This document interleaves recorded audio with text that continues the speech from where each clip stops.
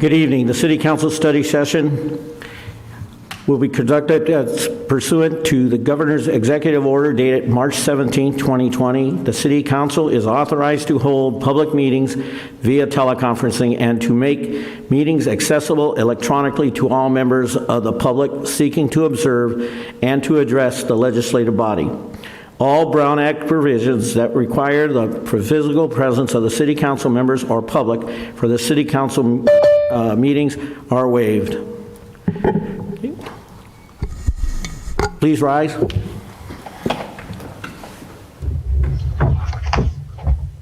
I pledge allegiance to the flag of the United States of America and to the republic for which it stands, one nation, under God, indivisible, with liberty and justice for all.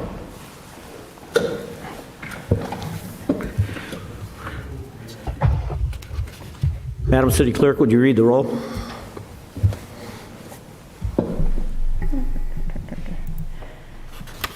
Mayor Pro Tem Bertone. Here. Councilmember Ebner. Here. Councilmember Weber. Here. Councilmember Viana. Here. Mayor Bedar. Here. Record will reflect all council members are in attendance.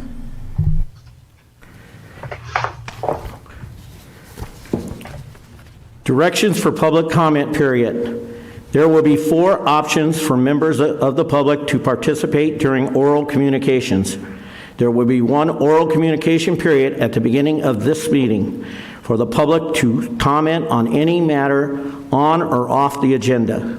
Each speaker will have 1 3-minute opportunity to make their comments. At 2-minute mark, staff will announce 1 minute remains. Public comments will not be taken during each individual item except for public comments that will be taken separately for public hearing agenda items. Public comments will be taken in the following order. Written comments received by email before 4 o'clock p.m. will be provided to the council, posted on the website, acknowledged by name, talked with, and added to the permanent record.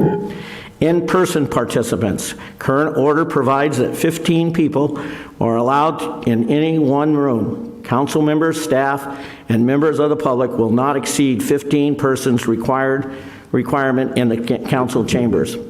A speaker card will be required to facilitate and track the number of participants in the council chamber. If you do not list your name, you may identify as speaker 1 or your number in the queue. The card will be presented to the city clerk, who will call the speakers to the podium in order of the cards submitted. Once 3 minutes have expired, speakers must exit the chambers using the double doors to the right of the podium and exit City Hall. Staff will be in the lobby monitoring the number of attendees and ushering the speakers into the chambers when space permits. Phone participants will make a call 909-394-6206 before the closure of the public comment period. Number 4, public comment may also be submitted by logging onto the meeting through this link. Zoom 909-3946-200. Okay, meeting ID 909-394-6200. Passcode is 949949.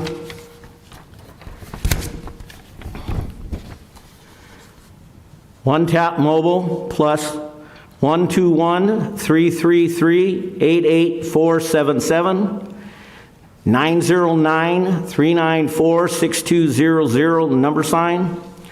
949949 or 166-921-92599 or 909-394-6200 number sign. 949949. Dial by your location plus 213-338-8477, that's U.S. Los Angeles, or plus 1-669-129 2599, that's US San Jose, plus 1-346-348-7799, US Houston, plus 971-247-1195, US Portland. The meeting ID number is 909-394-6200 with a passcode of 949949. Find your local number via the Zoom US. Public hearings will follow the normal protocols. Just a question, are we going to post all of those numbers on the screen? Because they're posted on the agenda. There'll be a number posted for the call-in, and so if somebody's already logged in Zoom, they presumably have seen the agenda and used that Zoom login. So we should have prefaced. We could have just referenced one phone number and the passcode. yeah, I think we'll do that for next time. I think this is pretty complicated. Yeah, we'll fix that for next time. Super. Okay, this will be the open oral communications. Mayor, Council, we did receive one email this afternoon in regards to the parking permit policy program, and it was from Robert and Kay Petrosky, and it was sent to the Public Works Director, and Council will receive copies of the email. Thank you. Any additional? There is one more. The Assistant City Manager will reference that one. Both of these are from the same people. Two from the same? Two from the same person. Yes. Okay. All right, we'll go to the first for in-person speakers. I'm being told that we have none. Second will be the phone speakers.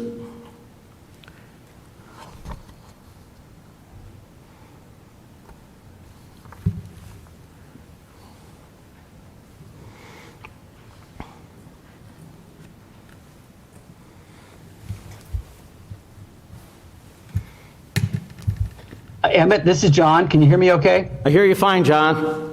I see on Zoom 2 people have their hands raised. So that's typically a way to know that somebody on Zoom wants to speak. So just to say, John should be able to see those and allow those individuals to speak via Zoom. John, they will come up next after the phone speakers. Okay, gotcha. Caller, thank you for calling. Please state your name for the record, and your 3 minutes starts now. Leo Acosta. And my thought is to allow RVs parking. My thought is to allow parking for RVs only 6 nights per month on the streets of San Dimas. Any RV parking anywhere on San Dimas streets should not be allowed. Otherwise, those RVs who continue to park in our city should be impounded. Also, overnight parking fees should be raised to $30 a night for RVs only.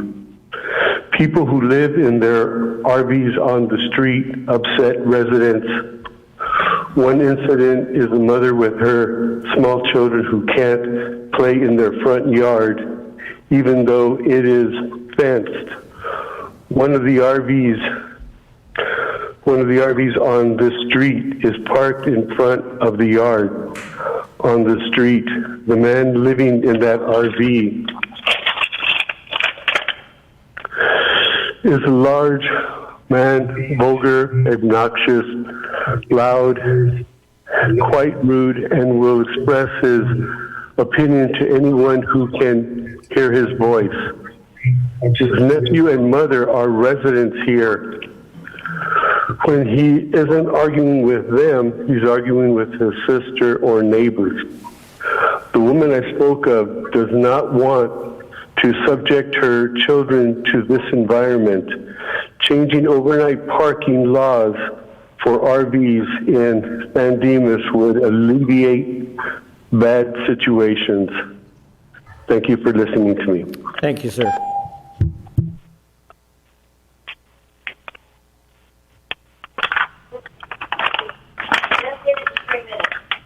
Oh, wow.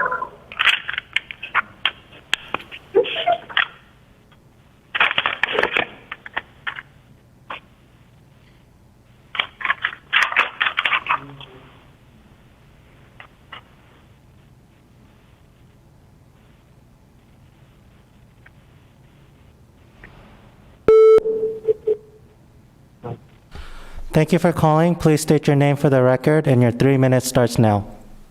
My name is Sherry Tarrant. I'm a resident over near the hiking trail, the Antonovich. I'm actually the first house, and so the parking signs for the no parking affects me greatly. I'm not completely opposed really to the parking permits, but I have some concerns, I guess. You know, pre-COVID, we're not a big socializing family, but we would sometimes have life groups with some people from church from about, 7 to 8 cars once a week for an hour and a half. And then once in a great while, we may have some sort of celebration for our family. Obviously, we're not doing that right now with COVID. So when I was reading through the information and I saw we get 5 permits, my question would be, what happens to us residents when we have, this is nothing often at all.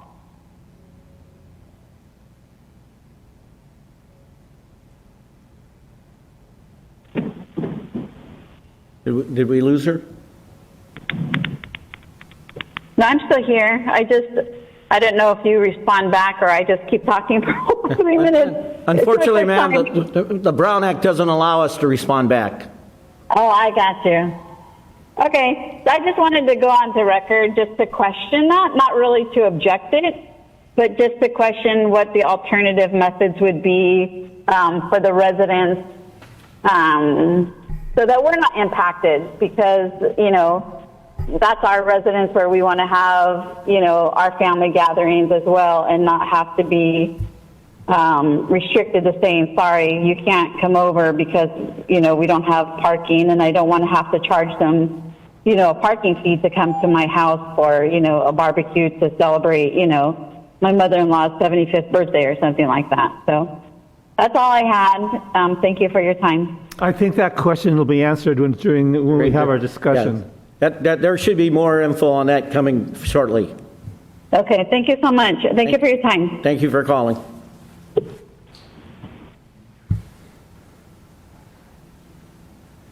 No more phone callers, so we'll switch over to Zoom.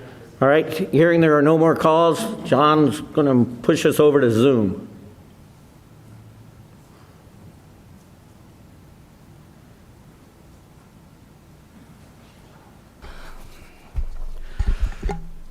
We are now taking oral communications for those who are joining us through Zoom. If you wish to take part in oral communications and are joining us by internet device, please locate the Zoom raise hand feature and click on the hand icon. For those who dialed into Zoom, press *9 on your phone now to raise the hand feature in Zoom. You will be identified by your screen name for internet device and the last 4 digits of caller ID for dialed-in participants. Participants will be called upon one at a time in the order the hand was raised. When called upon, please unmute. To unmute, from an internet device, click the microphone button at the bottom. From a phone, press *6. We'll go with our first caller.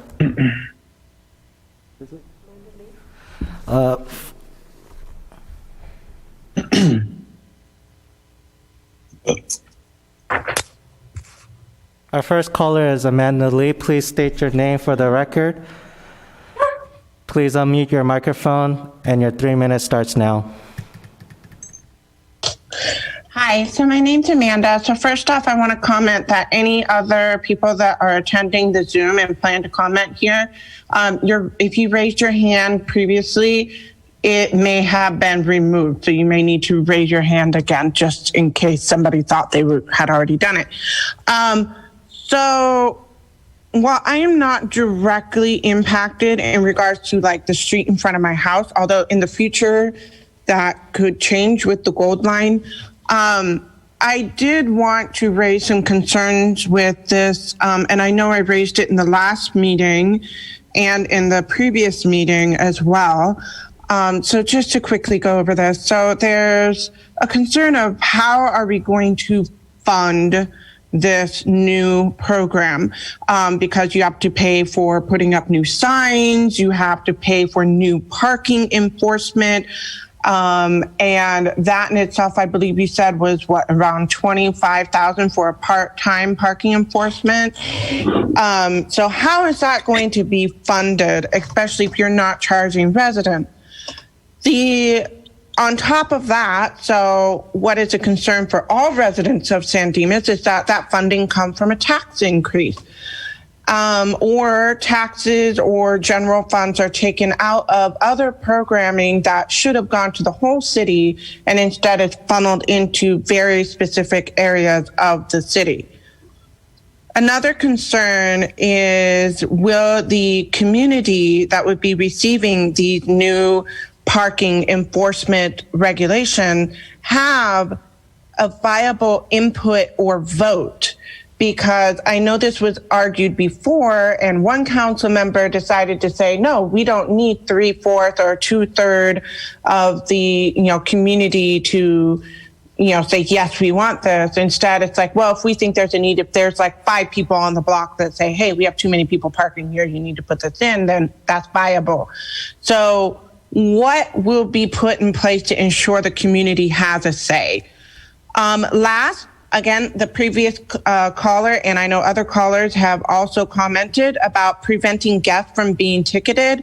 I did not appreciate that a council member decided to pick on the landscapers and businesses and use this as an attempt to do a double whammy and just start to fine people and ticket them, not only for parking, but also, hey, you don't have a business license here, so we're going to ticket you here.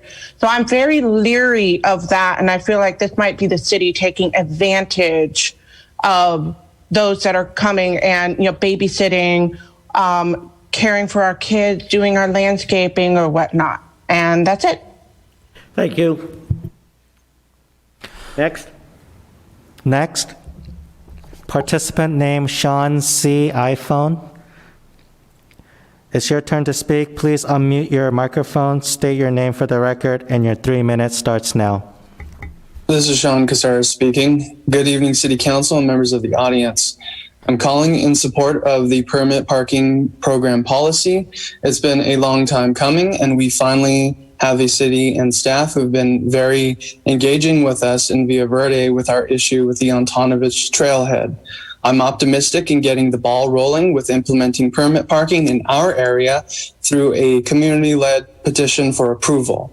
A lot of neighbors were dismayed by the congestive parking from the trail goers, and when the city placed temporary signs saying this is neighborhood parking only, the trail goers proceeded to park further down Avenue de Loma Vista and adjacent streets. I have a couple of questions that do need clarification. Number one, what's the difference between third-party enforcement and the code enforcement officer? Under fiscal impact and fees, it mentioned that in 2007 and 2008, overnight parking program was brought back from third-party enforcement. Need clarification there.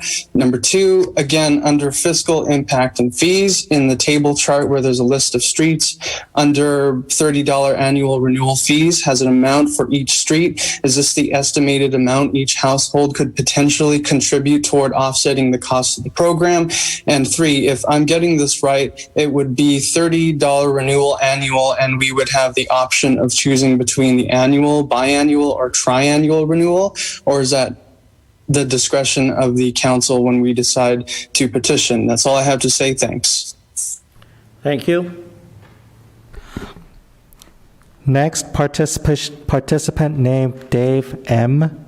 It's your turn to speak. Please unmute your microphone, state your name for the record, and your 3 minutes starts now. Hi, my name is Dave Milbrandt, and I'm a resident of San Dimas. I really appreciate the work that Sherry and the Public Works Department has done to put this proposal together, and the City Council for considering it. As some other callers have said before, this is a long time coming, and we greatly appreciate it. A couple of questions I have been echoed already, but I'll mention them as well. First off, the option of third-party enforcement would seem to defray the costs that we would have for the parking program that seem to be excessive and considerable at this point. And I'd encourage the council to look toward that. Also, as well, it seems to be important to emphasize, if I understand things correctly, that it is not required to purchase a pass, but optional if you want to do so. Obviously, you cannot park on the street during the times allotted, but you don't need to purchase a pass just to be a resident here. Making that clear on any type of survey format would be important to the residents know what options that they have there, and as well as the funding and how the funding mechanisms would work there.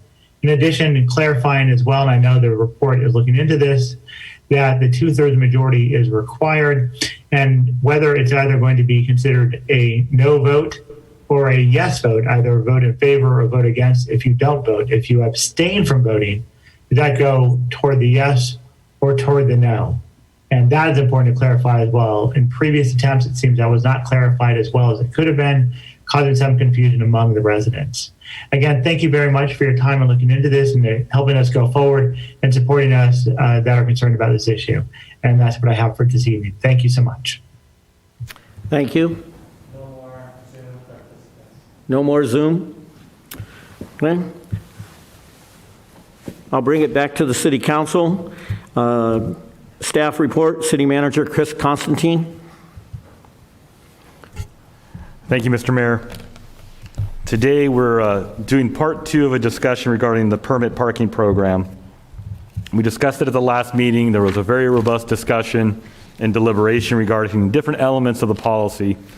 The council read into first reading the resolution, the ordinance which would establish the actual program, but the policies are really where the meat of the details are specifically to that program. And so the council had asked that we come forward with key sections of the policy for the council to deliberate and give direction to staff as to what direction to go. So with that, I will turn it to our Public Works Director, Ms. Sherry Garwick. Good evening, Mr. Mayor, members of the City Council. Sherry Garwick, Director of Public Works. Before you tonight for your consideration and direction, staff has provided a draft permit parking policy for your review. To give a brief background for those not familiar with a permit parking, this program is proposed as a tool to address concerns from several residents that are frustrated with parking problems on the public streets. The complaints relate to parking by non-residents, and specific problems cited include a lack of parking for residents and their guests, traffic congestion, and littering and other illegal activities from the non-resident motorists. Under the California Vehicle Code, the city can implement parking restrictions or prohibitions on any public street. But without the permit parking program, the prohibitions would be enforced for all vehicles, regardless of residency. This program allows for the city to authorize exemptions to certain parking restrictions. In the picture at the bottom right, you can see an example of a sign restricting parking, but it also provides, it exempts permit holders from the restrictions. That's the parking program that we're discussing tonight. Municipal Code Text Amendment 20-0006, Ordinance 1283, modifies the city municipal code to allow the city to permit such exemptions. This ordinance is scheduled for second reading and proposed adoption at tonight's regular city council meeting. But for simplicity and flexibility, the code amendment defers to a council policy to establish the specific details for the permit program. Next slide, please. What I'd like to do first is provide you an overview of the policy and the process, and then dive into some specific areas that were brought up in previous council meetings. Okay, so permit parking is a parking restriction on the street. There are signs that have to be placed, and only vehicles with permits can legally park within those boundaries. So in order to be effective, Vehicles without permits get citations. Permit parking is extremely invasive to the neighborhood, and while this is a tool, it is typically used as a last resort. So in the flow of the policy that's proposed, a resident would have a concern with parking, and they would bring that concern to the Traffic Safety Committee through a traffic investigation request. Okay? Traffic Safety would review the item and attempt to abate the problem without having to impose parking restrictions in the neighborhood. That would be the first priority. Some of the ways that can be mitigated is, for instance, if a business is causing parking on the neighborhood, the Traffic Safety Committee can go to that business and ask them to stop parking in the neighborhood, or provide some other options for them for their employees or their or whoever's using the business. So, and if that doesn't happen, we can also look and see if the business is complying with its temporary use permit. For instance, sometimes they have pods or something in the parking lot instead of allowing their vehicles to park there. So traffic safety would have tried to abate the problem, again, without any impact to the neighborhood. If that doesn't work, then the resident can come back to traffic safety and request the petition to implement the parking permit program. So the way the policy is approached at this time, the petition would be circulated by a resident, okay, of the neighborhood that's having the problems. The resident gets the form from the city, the petition form from the city, and takes it around the neighborhood and collects signatures. Right now, the policy has that the signatures are from property owners, and kind of go into that in a few slides. But once the signatures are collected, they go back to the Traffic Safety Committee, and the signatures are verified, and any other types of surveys that need to be done to ensure that the permit parking will be successful. Once the traffic safety reviews it and confirms the signatures and the percentage of approval from the residents, which can be determined by council, and we'll talk about that again later, the traffic safety would recommend to council to implement a permit parking program. And then council would, by resolution, create a permit parking district. Okay, so that's basically the flow of the proposed policy. Next slide, please. So drilling into some of the specific areas that have been brought up and council requested some options for. The petition process is one of the most of the contentious of the processes. To begin with would be circulation of the petition. The policy proposes that the residents circulate the petition, and the slide provides you with some advantages and disadvantages of that, of having a resident circulate the petition.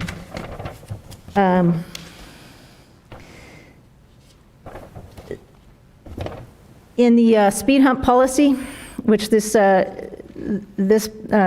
permit parking policy is modeled after, the residents do circulate the petition. What we found is when a resident circulates a petition in the neighborhood, they know their neighbors. If there's a problem, their neighbors know that there's a problem, and they get a better reception and better results than what a city employee would get, or by either mail or by knocking on the doors. Also, one of the negatives of having the city do the petition is it tends to be negatively perceived by the neighborhood as the city is enforcing its requirements, its parking prohibitions on the neighborhood. Again, we receive less response typically when we've mailed out these petitions, and it also is more costly for the program to have the city implement the petition. So that, again, the policy recommends that the resident circulate the petition. Sherry, for the purposes of the circulation, resident is defined as? So typically, it's the person that has the complaint. They circulate the petition, or it would be somebody from the neighborhood.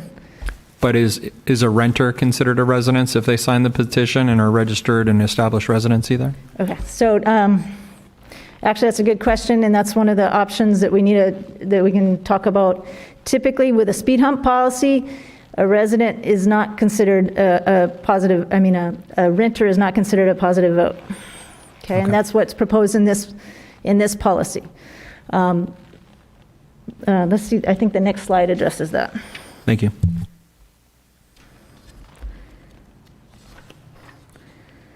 Okay, so the next slide, sorry, stay there. Okay, so on the petition, it requires the property owner's signature.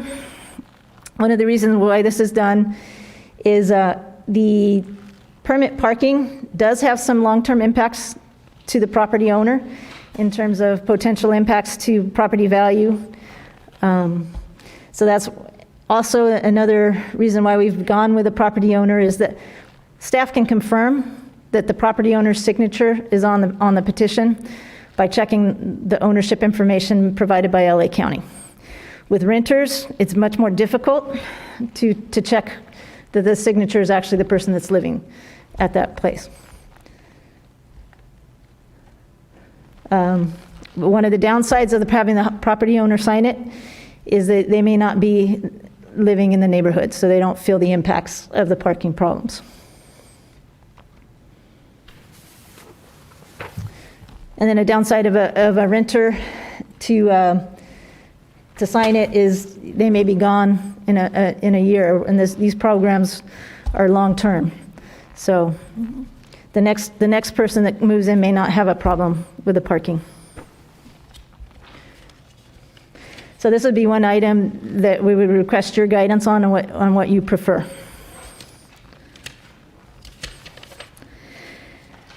So next slide, please. Okay. Another item is what percentage of approval should be required for the permit to be implemented.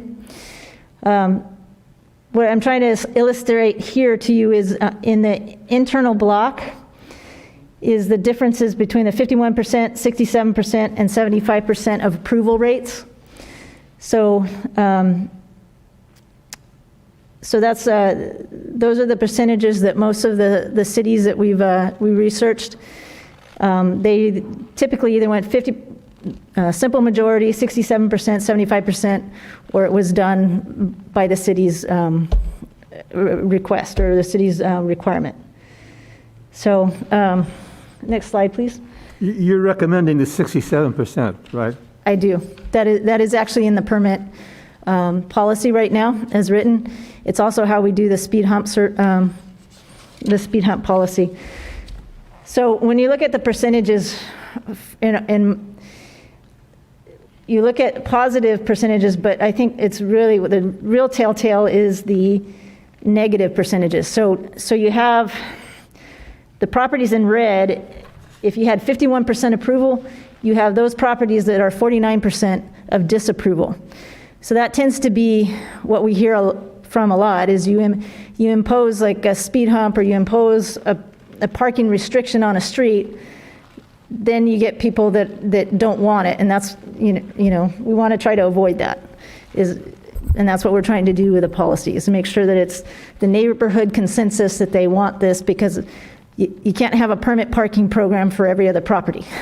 So it's the entire neighborhood or not. So those are just some of the, I guess, illustration of the different approval percentages and those that versus those that disapprove when you have a 67% or a 40 or a 51% approval rating. I appreciate the illustration, the way you did this. Thank you.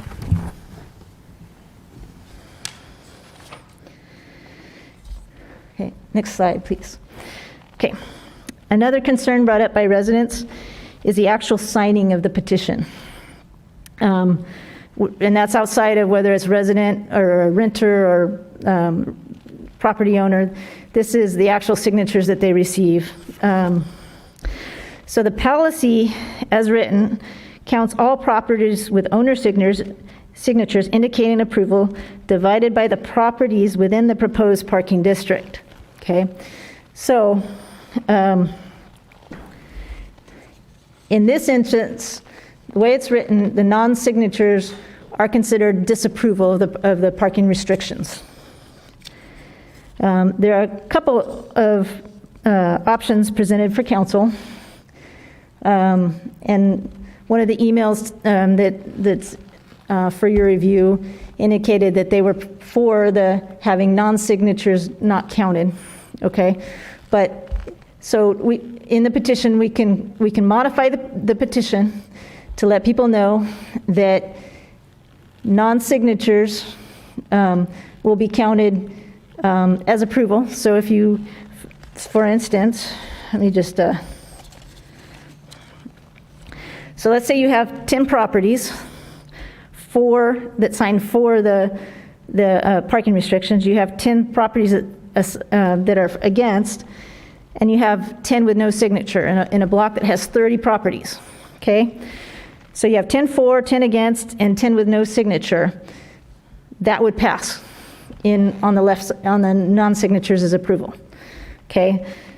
So my concern would be, as staff, that you now have about 20%, I mean, you have only 10, 1/3 for, so 2/3 against, potentially, if you don't require a signature for approval.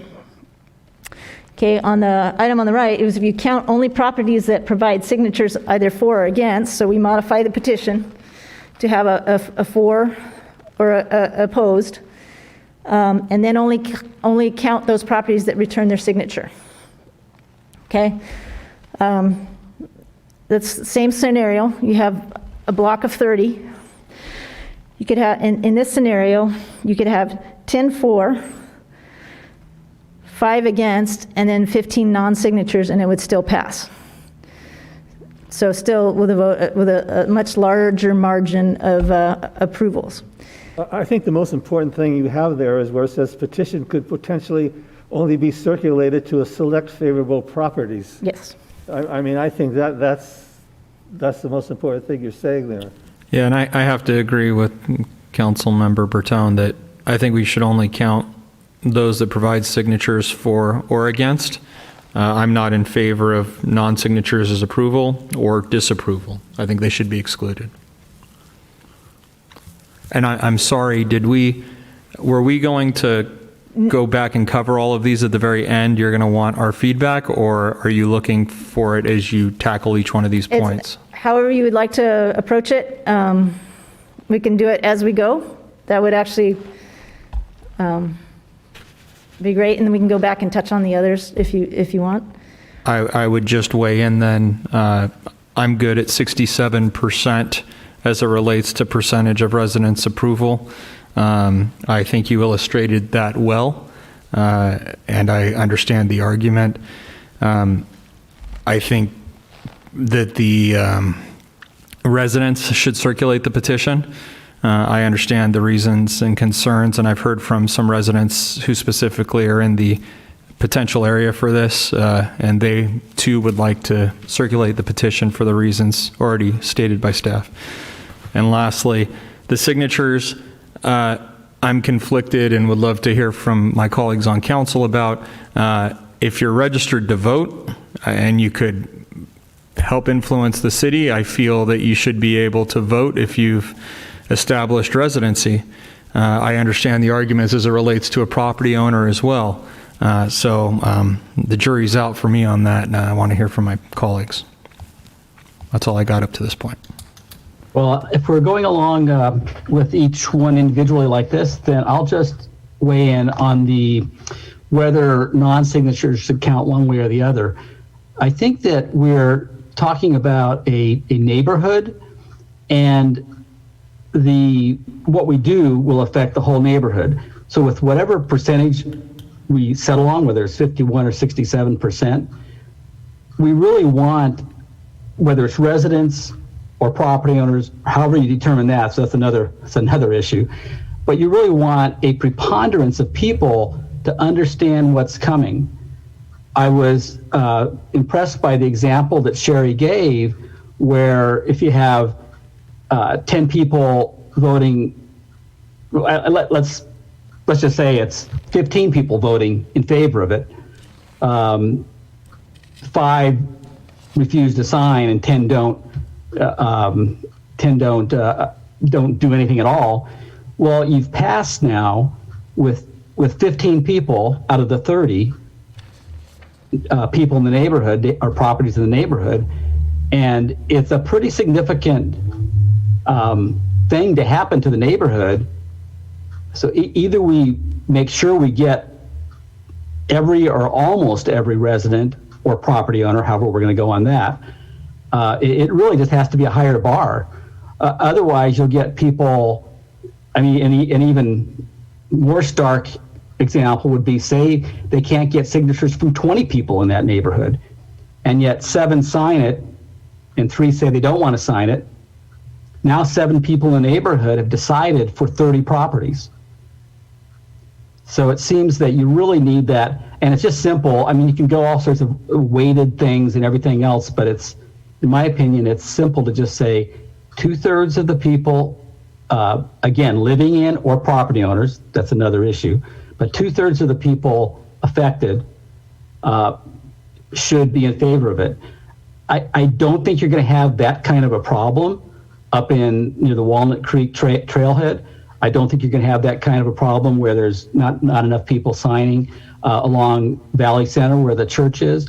So these affected areas, if they're affected as much as I think they are, as I personally think they are, I don't really think you're going to have a problem getting buy-in from 2/3 of the people affected. Sherry, just talking about, and this is probably not the right time, but the Via Verde area there, we put out temporary signs, and we did it quite a few blocks up there. What was the effect of that? I heard one caller in say people just parked further down, and but those were just temporary signs. What about if we just put no parking signs, residents only, and not do a permit thing? Just say that. What kind of effect do you think that would have? Because we haven't, we've done nothing except some temporary signs, and people went further in. Well, it's not practical to permit park all of Via Verde or all of the area around the school or whatever new area that may come up. So what effect do you think just permanent type signage is? But you would have no permits at all? Yeah, just wondering how that's affecting the Via Verde area right now. One person called, and that's just one, but I drive there off and on a daily basis, and I don't see cars parked in front of these people's house with just a temporary sign. I'm not opposed to this program, but I just want to know, what we've done to get here, and are we looking at something that's effective right now? Just take up, say, by Via Verde Park. Remember, we had a problem with one side of the street was parking and one side of the street wasn't, and pretty soon people were going down a little 20-foot section, but we put no parking on that one side, and we never have a problem now at all. So just trying to look at an idea, tell me where it's at. Actually, we did implement something similar to what you're discussing. We did put those no parking signs, resident-only parking signs in Via Verde, and they've been very effective. We've gotten complaints that they're very ugly. So, but I think they're effective until word gets out that we're not enforcing, or the word gets out that they're not enforceable. And when that happens, then you're going to have the same problem. And in today's world with social media, all it takes is, a couple groups of friends to start saying, hey, park on, Avenida Loma Vista, they can't ticket you. And then and people tend to follow kind of a herd mentality. So you turn on to Avenida Loma Vista, the car in front of you parks, you park there too. Especially if you don't know where you don't know the area. So I think it is effective. It is effective for a time. And honestly, I'm pleased that it's been effective this long up in Avenida Loma Vista, but I can't guarantee how much longer it's going to work. Okay. Just one additional question. Let's take Mr. Milbrandt's area over there by the high school. 8 or 10 homes, I'm not sure exactly what the number is, but they go out and they get 100% participation in the signature thing, and this council decides to levy a fee, okay? I sign the petition, but then I say, I ain't paying nothing, okay? How is that going to, you got 7 people who say I'm going to pay, and then the other 3 people said I'm not going to pay nothing. How does that affect the neighborhood itself? Because they're now getting the same service as the guy that's paying the fee. So how does that look? So actually that was brought up last week, and we tried to address it in the modification to the policy. Properties are not required, as the way the policy is written, they would not be required to sign up for a permit, okay? If they don't sign up for a permit, they don't get one. So they can still park their vehicle in their driveways or in their garages, no problem, but they cannot park on the street or during the restricted timeframes without danger of getting a citation. So now you're telling me I can't park in front of my house? That is, Well, you have to pay to get the permit. In other yes, words, you'd have to pay to get the you don't permit. get a permit. Yes, That's if we levy a fee. yes, if you choose, if the fine is, or I'm sorry, if the fee is implemented. And that's only during the restricted time. So if Yes. it's, for example, only during school hours, there's no issue on the weekends or after school hours, et cetera. Right, and that's one of the important things of going to the Traffic Safety Committee is we're going to try to reduce the amount of restrictions, or the hours of the restrictions as much as possible to try to not impact the rest of the residents. So, Okay, thank you.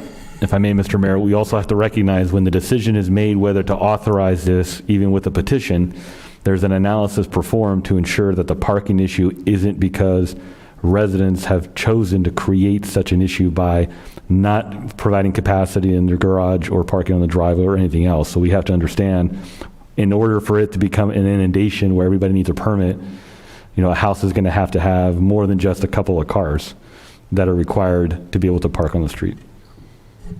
Okay, thank you. okay. So at the end, if it's all right with you, I just want to circle back on the matrix and maybe just write what your recommendations are so that when I bring the policy back to you, I will have made sure that we incorporate your direction. So, so on this item, I heard Councilman Ebner say to count all the properties and the amount of positive signatures. Is that? John, you're muted. You couldn't read my lips. Yeah, I would definitely say you need 2/3 of whatever universe we're talking about. I can see the argument for residents, though, especially if you've got a neighborhood where there's some two pieces of property on a lot. Then I think that both of those residents should count. The only thing I could see is that if the property owner called in and overrode the residents' concerns, because as was pointed out, the property owner is there for a longer period of time possibly. But the problem exists for everybody who's living there at this particular time. And so I can really see the residents. I mean, I'm not hard and fast on either side, but I can see how residents, especially where there's more than one unit on some lots, the residents should be in the total number of properties or items you're trying to count the 67% against. I think what John is saying is that you have to, if a person doesn't sign it, it's a no vote, and I agree with that. I do have a question for you for direction. Councilman Emery, you're talking about all the residents on the property should vote. My concern with that is we don't have a way of determining how many residents are on a property. So the way we've done it in the past with the speed hump policy is one vote for a property would be counted as a positive. So, and I know that there are some downsides with that, and I've seen them with the speed hump policy where we had a spouse sign the speed hump policy and the husband didn't want it, so we did cause some friction there. But especially if we're going to look at resident versus property owner, if it's a property owner, we can look in LA County's records and say we have 2 property owners and these are who they are and we need both of the signatures. But when it's a tenant, it's much more difficult for us to say these are the 4 people that we need the signatures from. So no, I totally understand, and I guess the word I was looking for was housing units as opposed to number of residents. Okay. So that, I could go either way. I understand what you're saying about confirming who's signing it. On the other hand, by and large, I don't think there's going to be a lot of monkey business where they start, where the proponents start signing signatures of a back unit and say, oh, that came from that back unit. If they put the addresses down, if there's any questions, we can talk to them. But as I say, I don't mind the property owners either. But the bottom line for this particular slide is that 67% of the units that we're talking about have to approve it. Otherwise, if you get a lot of people not signing at all, or being kind of embarrassed because their next door neighbor says, why don't you sign this? And it's like, and they don't want to sign no. They're just uncomfortable saying no in front of their neighbor, so they don't sign it at all. Pretty soon you have a small number of people, of properties, controlling the destiny of the entire neighborhood. And I would just hasten to add that in the cases we're talking about, I see no problem getting the 67%, and I totally support getting this policy in place for those neighborhoods. I'm just saying that 67% seems like a reasonable preponderance that would indicate the neighborhood is really on board with it. And it makes our job at the city council easier too, because we get a lot of support has been expressed up through the traffic safety committee and on to the city council. Whereas if we've only got half the people signing, and the others either didn't sign or maybe they said no, then the city council is going to be, it possibly could have a lot of people complaining, saying, well, I didn't want this, I just didn't sign it. And so I'm just saying that this should come, to get to the city council, it should really have that 2/3 in favor of it, in my opinion. I'm good with 2/3 as well. I think that's the right number, especially it being consistent with our speed hump policy, which seems to work okay from what I've heard. So I think that's good. As far as signatures, I realize that there's a historical issue with engagement as far as the petitions go. I just don't see any other way how we could do it where we're excluding non-signatures completely. As much as it's kind of a pain in the neck as far as having to do follow-up, I think non-signature has to be a no. The caveat to that is that I think a community-initiated petition where they're walking the petition around to their neighbors, they have the ability to do follow-up. So whereas we send out a letter, it gets thrown away in the garbage, we never get a response. They know their neighbors. They're going to be able to go knock on the door tomorrow when, hey, that's Bob's truck in the driveway. I'm going to go talk to him now. I think you're going to get more buy-in, and getting to 67% will be a lot easier that way. I just don't see any other way around that. And in addition to that, maybe just throwing out another option. This is something I was thinking of while we were talking, and that's that if the petition gets turned in and a non-signature could swing it one way yes or one way no, perhaps the city could follow up with a letter to all of the people that didn't respond, just as a last-ditch effort to try to get the response, whether it's yes or no. Can do that, definitely. I agree with Councilmember Weber in that regard, and after hearing some of the discussion from council, I too can go along with that and agree on the non-signatures as disapproval and 67%. And I am inclined to, after hearing Councilmember Ebner talk about it a little bit, I almost wonder if it should be the way it is with the speed humps. It's, one vote per parcel or per address. That does make sense in the broader scheme of things. The question is whether or not, if you have a long-term renter there that has been there a very long time, I think that's a bigger discussion, or maybe a home owner, property owner, may or could defer their vote to their tenant if they've been long-term for the purposes of the vote. And it's the tenant, right, like Ryan said, he could defer. The tenant could contact his, the owner of the property and say, this is what's going on. I'd like to do it, but not to let you know this is the reason. These are the problems I'm having. I got to imagine an owner that's had a long-term renter is going to, step aside and say, yeah, I agree with you. And I just don't see that being a huge problem.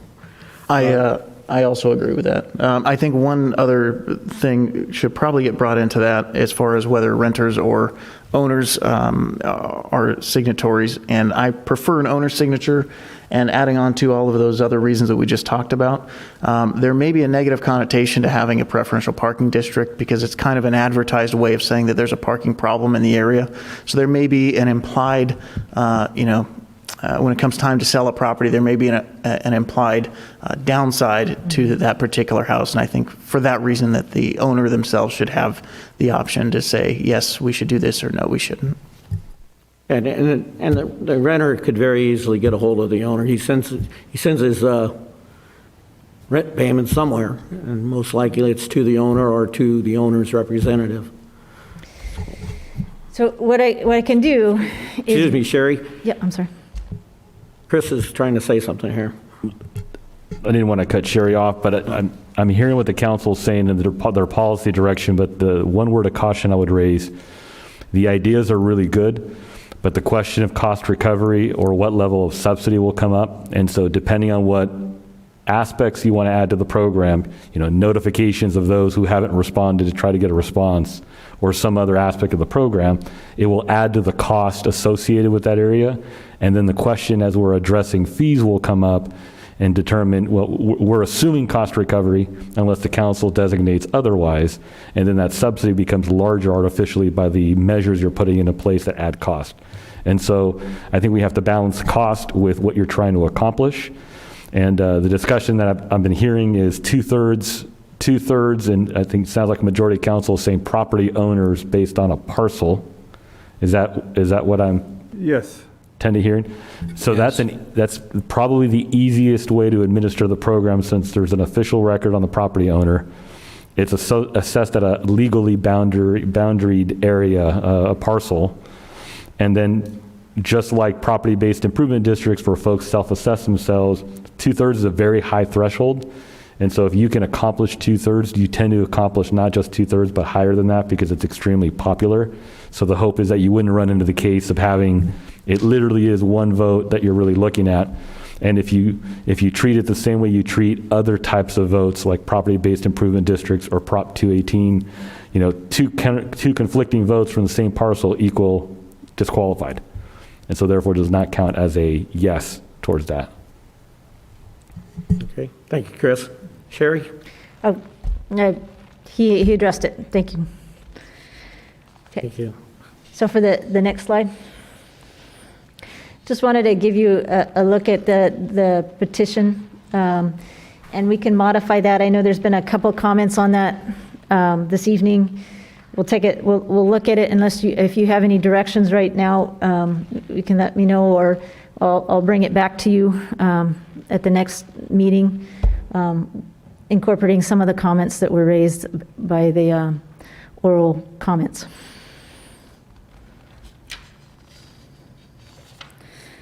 And if there is an implementation fee, that would be listed on the petition. The intent for the petition was to give as much information to the property owner as possible, so that they have an informed decision. I do have a question. This is actually interesting, the way the language is. So residents, businesses will be able to obtain permits in accordance with the city policy, blah, blah, blah. So in any municipal lot, for example, south of Bonita and Pizzetto's and all that, there's been some businesses that have concern over other businesses and their clients holding up spaces for an extended period of time. So if those businesses, as a collective, decided to come to the city and say, we'd like to make X amount, I don't know, 25% of this lot permitted for employees, they could do that? Is there a pathway for something like that? They could approach the Traffic Safety Committee. We'd review it, and ultimately it's council's decision. But typically, when the business parking is for clients. Right. So typically what I've seen in business districts is you have a 2-hour window or whatever, and you have to move the vehicles. And maybe a business has issued one permit for an exemption for it. But it's not unforeseeable as we deal with the challenges of the impending gold line that those entire municipal lots may be 2-hour timed, and we may need permit parking in that area, perhaps. Yes, and that's why we wanted to have the policy brought forward as a resolution, because it's more flexible. So if we see an issue when the gold line comes in, the council can change the policy much more easily to adjust to the needs of the area, of the district. Thank you. Okay. So next slide, please. So I mentioned parking districts, and typically when these permit programs are incorporated, one of the items they'll do is they'll bring it to city or to the Traffic Safety Committee, and the Traffic Safety Committee will designate an area or a district. And the intent on that is to prevent pushing the parking problem to your neighbor one block down. So, and what I'm trying to illustrate here is typically, the policy requires that we notify every property within the district, whether they voted positive or negatively, that the proposed district's going before council. So one of the options that you can do is for the notification is to require a wider notification of the adjacent blocks, just to let them know what's about to transpire, or that it's going before council for a hearing, so that they can provide feedback to council on their thoughts as well. Deciding what the area is going to be is probably one of the most difficult things to do. Yes, and that's why it's very important to have traffic safety involved, because there are studies that we can do with license plates to see whether it's local people that are parking, or whether it's non-residents, or there's several different types of studies that we can do to try to target the parking restrictions and make it so it doesn't get shoved to the parking problems don't get moved to the next block. So if council wanted, we could increase the notification area. If you don't want that, it's not necessary. We haven't done it with a speed hump policy, but this is one of the options that we can bring in. Is part of the idea on that when these preferential or permit parking districts get put in place, it kind of displaces sometimes the problem? Yes. Okay. I think, my thought is that it wouldn't be a bad thing, even though it's a, slight cost increase, just to notify surrounding residents for that reason. It may displace. I don't know that it would affect my decision whether the district goes in or not, because we've already considered the 2/3 of residents in the district. But I think at least it would give them a heads up that there's the issue and that their neighbors are considering that. Yeah, I'm not in disagreement with that. I think notifying them is probably a more prudent thing to do. And I also think that it'll help sort us, whoever's responsible potentially for causation, to have to take steps to mitigate it. And so if it's because a governmental entity implemented paid permit parking, for their parking lot, and it's caused runoff, and we're having to do that, then I think members of the public then need to, come to those bodies and request they mitigate this problem further. So, Okay. Thank you. Next slide, please. So another one of the options is the renewal frequency of the permit program. So currently, the policy has a biannual renewal, and the intent was really to try to abate some of the inconvenience to the residents or the property owners. Overnight permits are issued every year, but with this, I think we'll have more property owners participating. So minimizing the requirement for them to come to City Hall or to renew online to every other year is something I think that would be of benefit. The downside is you have some turnover potentially in a year or in 2 years that you wouldn't have in a year, or you may have more lost permits. Another advantage is there's less staff interaction, so you have less staff administration costs for the permits, issuing the permits.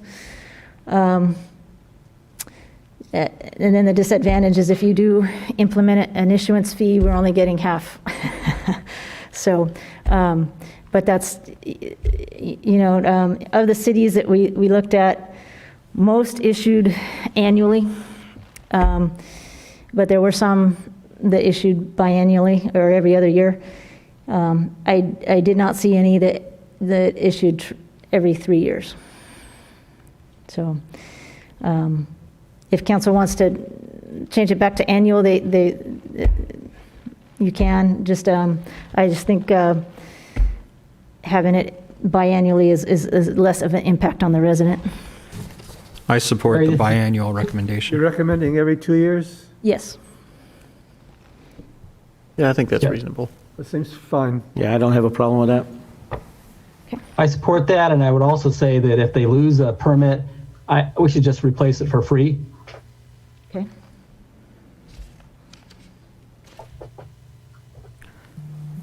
Yeah, I don't have a problem with just replacing it for free. I guess there's one thought just before we consider free replacements to those permits is frequently what happens is I've a little bit of experience with these, especially around schools.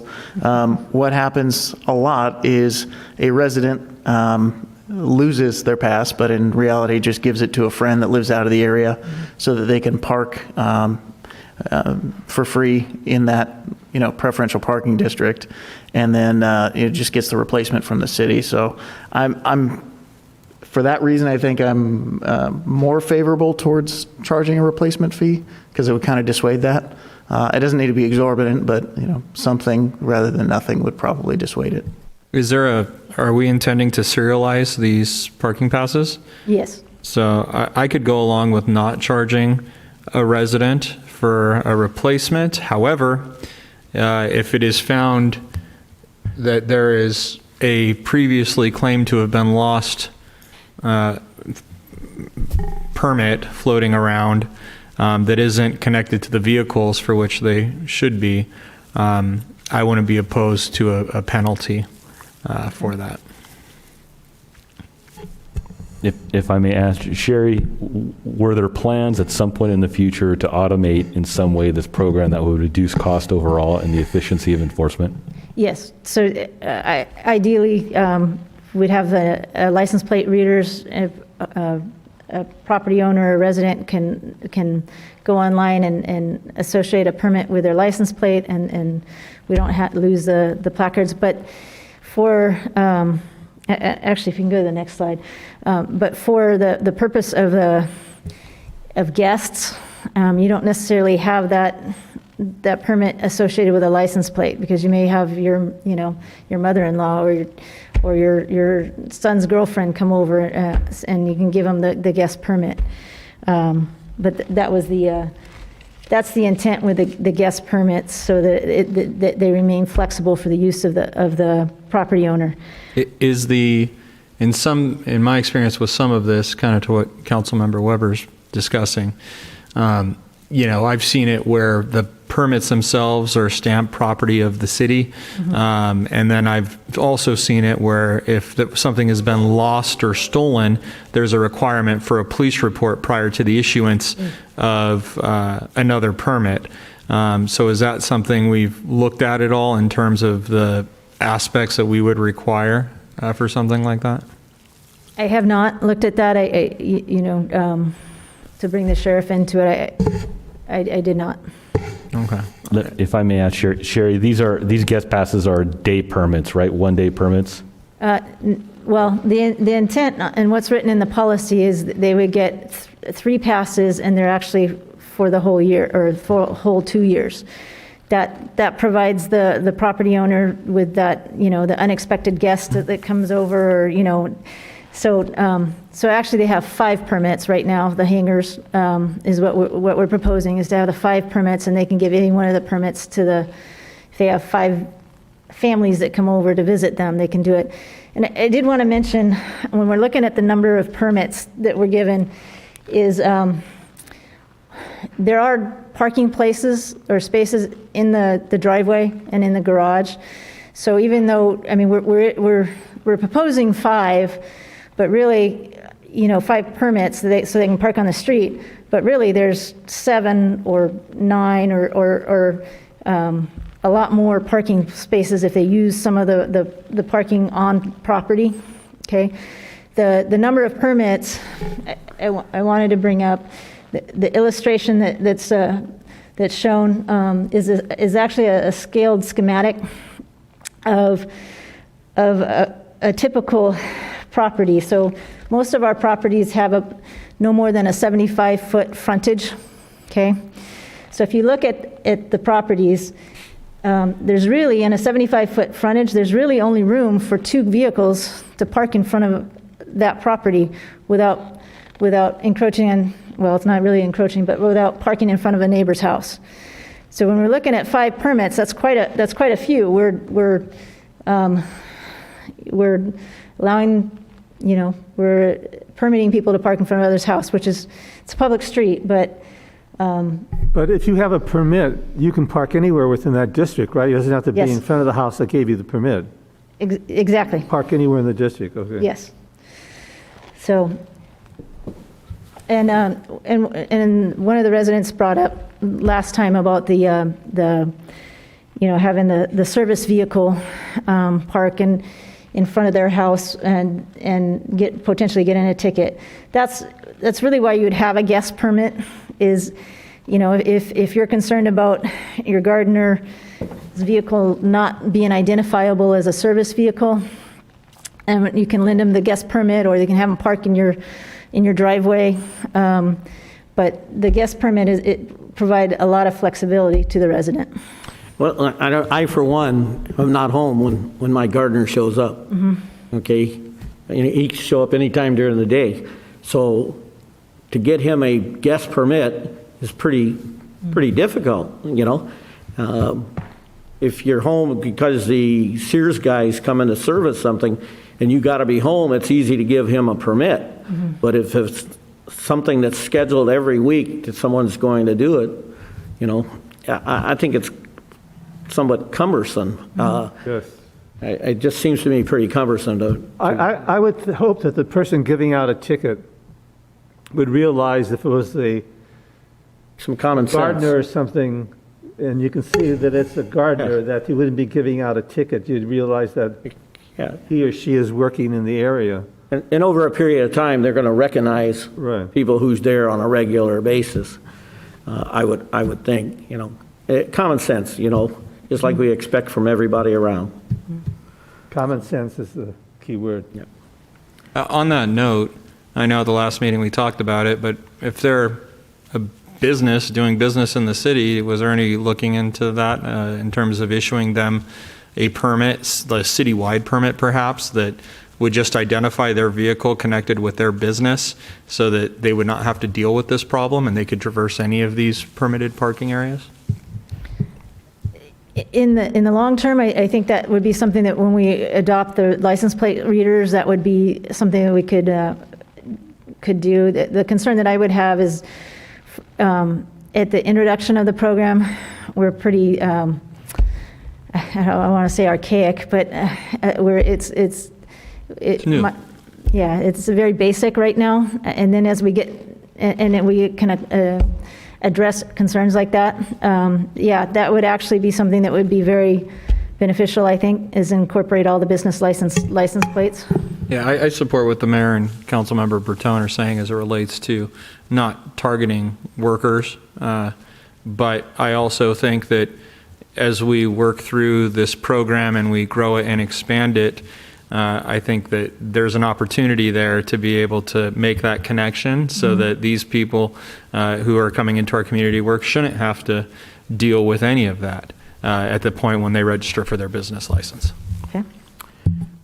I may be wrong, but I'd guess that 80% of the gardeners that come into San Dimas do not have business license. And I'd agree with you.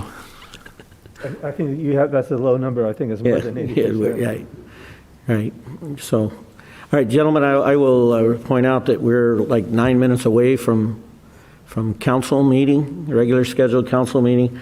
So if possible, I'd like to finish up Sherry and we can have a council meeting start at 7 o'clock if possible.